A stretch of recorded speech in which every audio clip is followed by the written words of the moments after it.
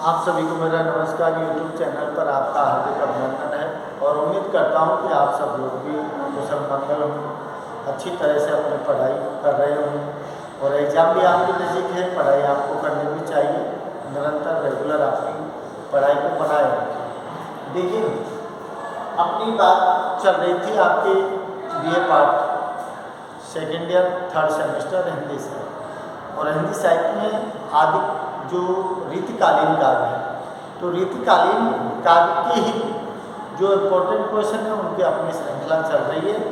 तो आज का क्वेश्चन है आपका बिहारी जी के काव्य में बहुलता देखने को मिलती है। तो बहुलता क्या है? बिहारी जी रीतिकाल के रीति सिद्ध काव्यधारा के कवि हैं। उन्होंने जो अपने काव्य को रचा है, ऐसा नहीं कि रीतिबद्ध धारा की तरह उन्होंने लक्षण ग्रंथ नहीं लिखे हैं, लेकिन फिर भी प्रेम की जो संयोग है, वियोग है, भक्ति है, नीति है और श्रृंगार के सारे ही पक्षों को उन्होंने छुआ है। और देखिए, इसमें जैसे दिया है कि बिहारी जी की बहुलता को स्पष्ट कीजिए। तो बिहारी जी की बहुलता बिहारी सरसई जो उनकी काव्य रचना है, उसमें सारे लोगों को पढ़ने के बाद ये स्पष्ट हो जाता है कि बिहारी कवि वास्तव में ही बहु कवि हैं। और बहुलता का मतलब क्या होता है? बहु माने है कि बहुत सारी, और ज्ञाता का मतलब है जानकारी। इसका मतलब है बहुत सारी विषयों से संबंधित जानकारी जो है उनके काव्य में देखने को मिलती है। बस इस चीज़ को आप पकड़ लेना। बहुलता क्या है उसका अर्थ को नहीं समझोगे तो आप उसका सही जो उत्तर है वो नहीं दे पाओगे। तो बहुलता का मतलब है बहु का मतलब है बहुत सारी, और ज्ञाता का मतलब है जानकारी। इसका मतलब है कि बिहारी जी जो रीतिकाल के रीति सिद्ध धारा के कवि हैं, वो बहुत सारे विषयों के ज्ञाता हैं। सूक्ष्म से सूक्ष्म विषय है उसका भी उनको ज्ञान है। उन्हीं से संबंधित, चाहे वो नीति शास्त्र हो, चाहे वो गणित शास्त्र हो, चाहे मनोविज्ञान शास्त्र हो, चाहे राजनीति हो, चाहे कूटनीति हो, चाहे ज्योतिष शास्त्र हो, चाहे वैद्य शास्त्र हो, चाहे कोई सा विषय, लेकिन सबका उनको ज्ञान था। तो उन्हीं से संबंधित ये क्वेश्चन कई बार पूछ लिया जाता है। तो उनसे संबंधित पॉइंट और उनसे संबंधित दोहे जो है ना, आप थोड़ा सा उनको याद कर लीजिए। तो देखिए, सबसे पहले तो आपको भूमिका लिखनी है बिहारी जी के विषय में। बिहारी जी का जन्म 1652 दिखाया है, और कहाँ दिखाया है? ग्वालियर। उनका बुंदेलखंड में बालकाल बीता है। 1700 जो क्या दिया है 1721 ये इनका जन्म मृत्यु दिखाई है। तो इसका मतलब है कि ग्वालियर में उनका जन्म हुआ है। जन्म होने के बाद वो कहाँ आए हैं? आगरा शाहजहाँ के दरबार में। उसके बाद में वो सवाई जयसिंह के साथ में कहाँ आ गए? जयपुर आ गए। वहाँ रह के उन्होंने अपनी काव्य रचना की है। सवाई जयसिंह इनको एक पद एक रचना, एक पद जो लिखते थे उसके लिए 1 सोने के मोहर असर पे उनको दिया करते थे। तो यहाँ आपको उनकी भूमिका में उनकी थोड़ी सी जानकारी, जैसे लिखा है कि सरसैया के दोहरे जो नाविक के तीर, देखन में छोटे लगे घाव करे गंभीर, या कहीं के गागर में सागर भरने वाले कवि हैं। तो ये दोहा आप कंठस्थ याद कर लीजिए। कोई सा भी हो क्वेश्चन आए उसकी भूमिका में ये दोहा आप नोट कर दीजिए, क्योंकि गागर में सागर भरने वाले सरसैया के सारे दोहे हैं। अब देखिए, नीति शास्त्र है। नीति शास्त्र का मतलब क्या होता है? नीति शास्त्र का मतलब होता है जो आदमी का व्यवहार है, जो उसका व्यवहारिक जो ज्ञान है, उस ज्ञान से आदमी कहाँ ऊंचा चढ़ता है, कहाँ नीचा चढ़ता है, कहाँ उसको मान सम्मान समाज में मिलता है, इन सभी चीज़ों की उनको जानकारी थी बिहारी जी को। इसीलिए उन्होंने इस दोहे के माध्यम से लिखा है कि नल और नर नीर की गति एक एक कर जो ते तो नीचो हो चले ते तो ऊंचो हो। क्योंकि सीधी बात दिखाई है कि नल और नर की गति एक जैसी होती है। वो जितना नीचा होगा उतना ही वो समाज में मान सम्मान पाएगा, और जितना ऊंचा होकर चलेगा उतना ही उसका मान सम्मान नहीं होगा। तो नल की जो टंकी का पानी होता है, नल में प्रेशर के साथ आता है, उसकी तुलना आदमी के साथ की है। तो ये कि नीति जो व्यवहारिक ज्ञान है उसको बताया है। और दूसरा एक उदाहरण दिया है, बसे बुराई जास्तन ताई को सम्मान। बसे बुराई जास्तन ताई को सम्मान, भलो भलो के छाड़िए खोटे गिरे जबदार। उनका इसका मतलब है व्यवहार, जो आज के ज़माने का व्यवहार दिखाया है, जिसमें नीति ये बताई है कि भाई जो खोटा आदमी है उसका मान सम्मान ज़्यादा होता है, जो अच्छा आदमी उनको भला भला कहकर छोड़ दिया जाता है। तो ये भी नीति वाली बात है। ज्योतिष शास्त्र का ज्ञान दिया है। ज्योतिष शास्त्र जो पत्रा में ज्योतिष विद्या होती है उसका भी उनको ज्ञान है, जिसमें लिखा है कि पत्रा ही तिथि पाइए व घर के चौपास, नित्य प्रति पूर्ण रहे आनंद हो उजास। इसका मतलब नायिका की सुंदरता के कारण घर में उजाला रहता है, आसपास में उजाला रहता है, लेकिन आसपास वाले पड़ोस वाले जो है ना वो तिथि का भान नहीं होता है उनको, तो पंडित के पास जाकर वो क्या करते हैं, उस तिथि को पूछते हैं। तो यहाँ ज्योतिष शास्त्र का ज्ञान भी पता लगता है कि बिहारी जी को है। दूसरा दिया है मंगल बिंद सुरंग मुख सस केसर आड़ गुरु। इसका मतलब है कि जहाँ मंगल है बिंद, इसका मतलब ये क्या दिखाए, जैसे मंगल दिया है और बिंदु लाल रंग का होता है मंगल, और मुख शशि, इसका मतलब चंद्रमा के समान मुख दिया है नायिका का, और केसर का आधा तिलक दिखाया है। इसका मतलब कि मंगल, चंद्रमा और बृहस्पति तीनों एक ही रेखा पर होते हैं तो बरसात अधिक होती है। तो यहाँ ज्योतिष शास्त्र का ज्ञान स्पष्ट इनके दोहों में दिखाई देता है। गणित शास्त्र दिखाइए, गणित का भी उनको मतलब ज्ञान है, जिसमें दिया है कि कह के सब मेहंदी दिए आंख 10 गुना हो, तिये लाल मेहंदी दिए अगुनत बढ़त उदूत। इसका मतलब गणित शास्त्र का उनको ज्ञान है कि शून्य शून्य है, जब तक शून्य शून्य है, जीरो है, जब तक उसके आगे कोई अंक नहीं लगा है। अगर उसके आगे अंक लगा दिया तो सीधा वो 10 गुना बढ़ जाता है। तो गणित शास्त्र का भी उनको ज्ञान है। तो उन्होंने स्पष्ट लिख दिया गणित शास्त्र में कि कह के सब मेहंदी दिए, मेहंदी कह के सब दुनिया कहती है, सब कहते हैं कि मेहंदी दिए। मेहंदी का मतलब है बिंदिया से गोल होती है बिंदिया, आंख 10 गुना हो। अरे जब बिंदिया है जो जीरो होती है वो आंख लगाने से 10 गुना बढ़ जाता है। ये लाल मेहंदी दिए, जिस तरह से कोई नायिका कोई स्त्री अपने लाल मस्तक पर बिंदी लगाती है तो उसकी 10 गुना सुंदरता बढ़ जाती है। गणित का ज्ञान भी उनको दिखाया है कि पूरा ज्ञान है गणित का। रंग मिश्रण का दिया है, रंग मिश्रण का मतलब चित्रकला का ज्ञान, कौन से रंग से मिलके कौन सा रंग बनता है।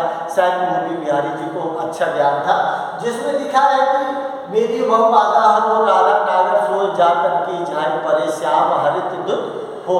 अब इसका मतलब श्याम, श्याम का मतलब है कृष्ण से, तो श्याम वर्ण है, राधा गौर वर्ण है, तो श्याम और गौर वर्ण मिलेंगे तो कैसा बनेगा, हरा रंग हरित धुति हो। इसका मतलब हरित का मतलब है प्रसन्नचित्त करने वाला।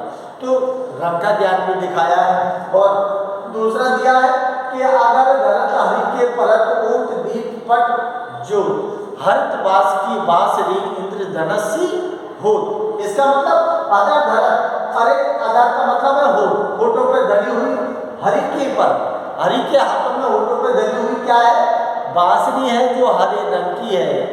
ओट दीप, ओट का मतलब होठ, दीप का पट, दीट माने दृष्टि, पट माने वस्त्र। इसका मतलब है बांसुरी हरे रंग की है, पीले रंग के वस्त्र हैं, होठों का रंग गुलाबी है। और क्या है जो दिया है कि हरित बास की बांसुरी इंद्रधनुष, जिस तरह से इंद्रधनुष में 7 रंग होते हैं ना, उस तरह से श्री कृष्ण की बांसुरी में 7 रंग दिखाई देते हैं। तो सीधी बात है कि रंग मिश्रण का उनको पूरा ज्ञान था, जब ही जाके उन्होंने इस तरह के दोहे रखे।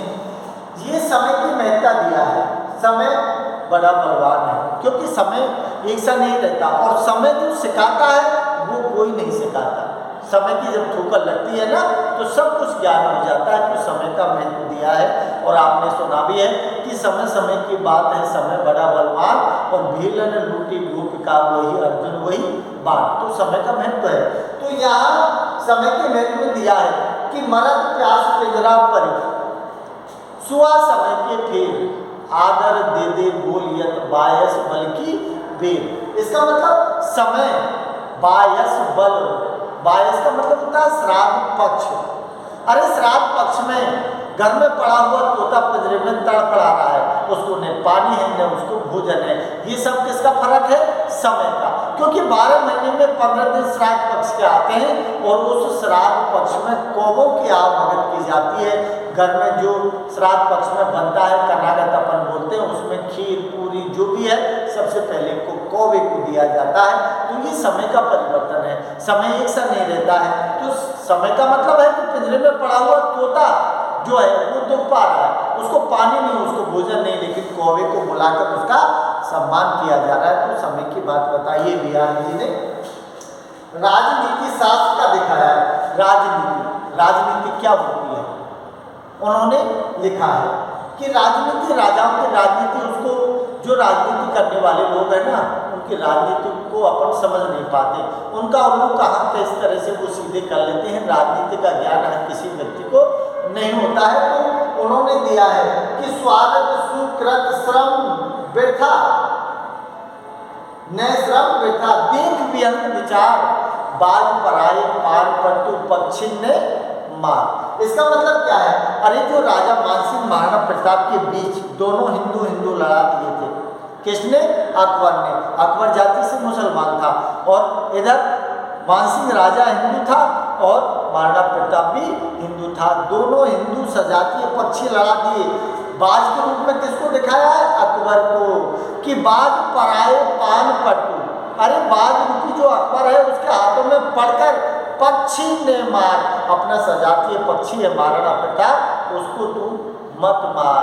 तो यह राजनीति वाली बात भी उन्होंने दोहों में दिखाई है। इसका मतलब है कि बहुता जो है कि बहुत सारी भाषाओं का या बहुत सारी विषयों का उनको ज्ञान था। तो स्वार्थ सुकृत ने श्रम व्यर्था, देख व्यंग विचार, बाज पराये पान पट्टू पक्षिन्ने मार। कूटनीति ज्ञान दिया है। कूटनीति कि जहाँ राजा की कोई बात अच्छी लगे, राजा किसी को सुधारने की बात हो, तो वहाँ उन्होंने लिखा है, सवाई जयसिंह के दरबार में पहुँचे हैं बिहारी, तो नवोड़ा पत्नी आई, नवोड़ा पत्नी के कारण रंगमहल में रहने लगे, राज दरबार छोड़ दिया। तो वहाँ कूटनीति का दोहा लिखा, राजा को लिख के भेजा, डायरेक्ट नहीं कहा क्योंकि राजा कुछ भी कर सकता है, इसलिए कि नहीं पराग नहीं मधुर मधु नहीं विकास यही काल, अली कली सो मधु आगे कौन हवाल। इसके दो अर्थ निकले, इसके दो अर्थ दिए हैं। एक तो राजा के रूप में दिया है और एक भौरे के रूप में दिया है कि हे राजा क्या है कि नहीं पराग नहीं मधुर मधु। आगे पहले भौरे का दिया है कि नहीं पराग की हे भौरे, कि जिस तू फूल पर बैठा है ना उसमें अभी पराग प्रेम तत्व नहीं है, न मधुर मधु न उसमें मिठास है, नहीं विकास यही काल, नहीं इसका विकसित होने का समय आया है। अली कली स्यो बंधो, अली माने भौरा, कि हे भौरा तू अभी इतना इस कली से क्यों बंध गया? अरे जब ये कली पराग होगा, मधुर मिठास होगा, कली से फूल बनेगा, तो फिर तेरा क्या हल होगा? तो भौरे रूपी राजा को समझाने का प्रयास किया है। कूटनीति का ज्ञान भी बिहारी जी के दोह में देखने को मिलता है। यहाँ साहित्य शास्त्र का ज्ञान दिया है। साहित्य शास्त्र का मतलब है जो साहित्य है, जो हिंदी है, हिंदी में जो जिसमें दिया है कि संयोग वियोग, नायिकाओं के नक्सिक वर्णन जो चलता है, नक्सिक वर्णन जो चलता है, तो उसमें संयोग और वियोग की जो प्रेम का चित्रण है, प्रेम योग की स्थिति का चित्रण है, एक साथ नायक नायिका को रहने का चित्रण है। तो उन्होंने यहाँ नायकों की स्थिति का चित्रण किया है कि कहते नटत रीजत खिजत मिलत खिलत लजिया, भरे भवन में करत है नैनन हिस्सो बात। इसका मतलब भरा हुआ भवन है जिसमें नायक नायिका एक दोनों आंखों के इशारे से कहते हैं, नड़ते हैं, रीझते हैं और खुश होते हैं, फिर दोनों मिलते हैं। तो फिर इस साहित्य शास्त्र का श्रृंगार पक्ष का मतलब संयोग और वियोग दोनों की स्थिति का चित्रण उन्होंने बहुत अच्छे अपने दोहों में किया है। क्योंकि बिहारी ने वैसे भी त्रिवेणी लेती हुई दिखाई है जिसमें भक्ति नीति और श्रृंगार के दोहे भरपूर मिले हैं, तो उनके उदाहरण आप इस शास्त्र में आप श्रृंगार के लिख सकते हैं।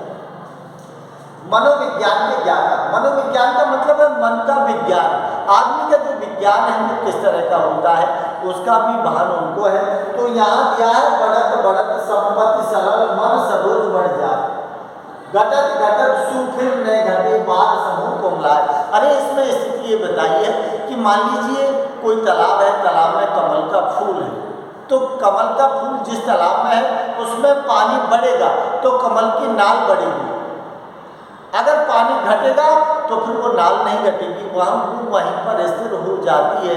उसी तरह से मन दिखाया है आदमी का, क्या क्या बढ़त बढ़त संपत्ति सलग, बढ़त बढ़त, बढ़त का मतलब बढ़ते हुए, संपत्ति का मतलब धन दौलत, सलेब का मतलब है पानी। अरे जो संपत्ति रूपी धन दौलत का पानी बढ़ता है ना तो मन रूपी सरोज भी बढ़ जाता है, ऊंचा उठ जाता है। लेकिन घटत घटत सुफिर न घटे, लेकिन संपत्ति रूपी जल अगर घटता है ना तो मन वहीं स्थिर हो जाता है, मन नीचे नहीं उतरता, चाहे उसकी जान ही क्यों नहीं निकल जाए, क्योंकि घटत घटत सुफिर नहीं घटे। अरे घटता है तो फिर वो नहीं घटेगा, क्या क्या वर्ग समूह कुमलाए, चाहे वो वर्ग समूह इसका कुमलाए, इसका मतलब है चाहे वो जड़ सहित समूल नष्ट हो जाए लेकिन कुमला जाए लेकिन वो घटेगा नहीं। ये आदमी के मन की बात बताई है उन्होंने, समझे। तो इस तरह से आपको बिहारी जी की बहुता, बहुता का मतलब है बहु माने बहुत सारी, व्याकरण की जानकारी, इसका मतलब है बहुत सारी विषय वस्तु की जानकारी है। जब जाकर उन्होंने इन पॉइंटों को लिखा है तो थोड़ा सा पॉइंट और उनके अंदर के दोहे जो है उनको आप देख लेना। नीति शास्त्र है, ज्योतिष शास्त्र है, गणित शास्त्र है, रंग मिश्रण है, समय की महत्ता है, राजनीति शास्त्र है, कूटनीति ज्ञान है, साहित्य शास्त्र का ज्ञान है, मनोविज्ञान के ज्ञान है, और सबसे लास्ट में निष्कर्ष। निष्कर्ष का मतलब है कि निम्नलिखित बिंदुओं के आधार पर हम ये कह सकते हैं कि बिहारी जी रीतिकाल के रीति सिद्ध काव्यधारा के सर्वश्रेष्ठ कवि हैं और उनको बहुत सारी विषय वस्तु का ज्ञान था, जिनका उनकी भक्ति, नीति, श्रृंगार सभी प्रकार के दोहों में और उनके काव्य को पढ़कर ये सारी चीज़ें हम निष्कर्ष निकाल सकते हैं कि बिहारी जी वास्तव में बहुता के कवि थे। ठीक है, नमस्कार।